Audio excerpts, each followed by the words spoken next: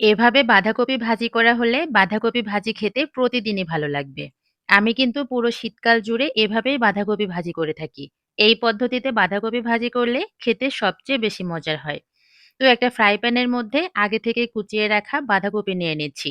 বাঁধাকপি ভাজি করার আগে বাঁধাকপি কিন্তু একদম মিহি করে কুচি করে নিতে হবে, তবেই ভাজিটা পারফেক্ট হবে।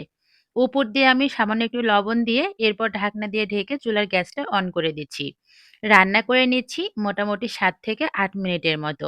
আর বাঁধাকপি থেকে যে পানিটা বের হয়েছে, এই পানিতেই কিন্তু বাঁধাকপি সুন্দরভাবে সেদ্ধ হয়ে যাবে। এক্সট্রা করে কোনো পানি এর মধ্যে ব্যবহার করা যাবে না। তো বাঁধাকপি সেদ্ধ করে নিয়ে বাঁধাকপিগুলো একটা পাত্রের মধ্যে ঢেলে নিয়েছি। আর ওই কড়াইয়ের মধ্যেই আমি আবারও দিয়ে দিচ্ছি কিছুটা সয়াবিন তেল। গরম তেলের মধ্যে দিয়ে দিচ্ছি এখানে কুচিয়ে রাখা কাঁচামরিচ আর সাথে দিয়ে দিচ্ছি কুচানো পেঁয়াজ। পেঁয়াজ আর কাঁচামরিচের পরিমাণটা আপনারা আপনাদের পরিমাণ মতো ব্যবহার করবেন। এরপরে কাঁচামরিচ আর পেঁয়াজ হালকা নরম করে ভেজে নিচ্ছি।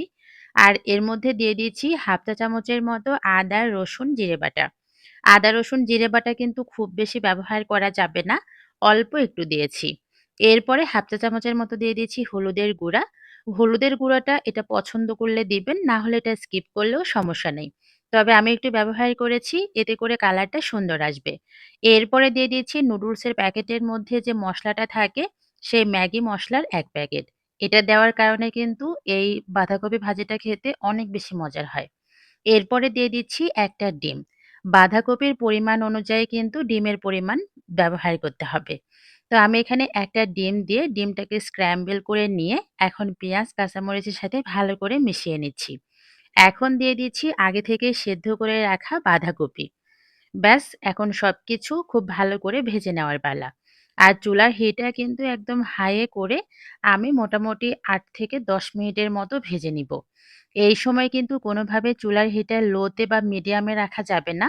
তাহলে যেটা হবে বাঁধাকপির যে সুন্দর কালারটা, এই কালারটা কিন্তু নষ্ট হয়ে যাবে। আর বাঁধাকপি ভাজার সময় চেষ্টা করবেন ওভার কুক যেন না হয়ে যায়। তাহলে কিন্তু খেতে একদম ভালো লাগবে না। তো আমার কিন্তু বাঁধাকপি ভাজি করা হয়ে গিয়েছে। দেখেন এটা দেখতে কতটা লোভনীয় লাগছে। তো আমি আজকে রুটির সাথে এই বাঁধাকপি ভাজিটা পরিবেশন করেছিলাম। আমার কাছে মনে হয় ভাতের থেকে রুটি বা পরোটা দিয়ে এইরকম বাঁধাকপি ভাজি খেতে অনেক বেশি মজার হয়। আবার এখানে নুডলসের যে ম্যাগি মসলাটা এখানে ব্যবহার করেছি, এইটা দেওয়ার কারণে দেখবেন বাচ্চারাও খুব মজা করে খাচ্ছে। তো সবাই ভালো থাকবেন। আমার আজকের এই বাঁধাকপি ভাজির রেসিপি আপনার কাছে কেমন লাগলো? একটা কমেন্টস করে কিন্তু জানাতে ভুলবেন না।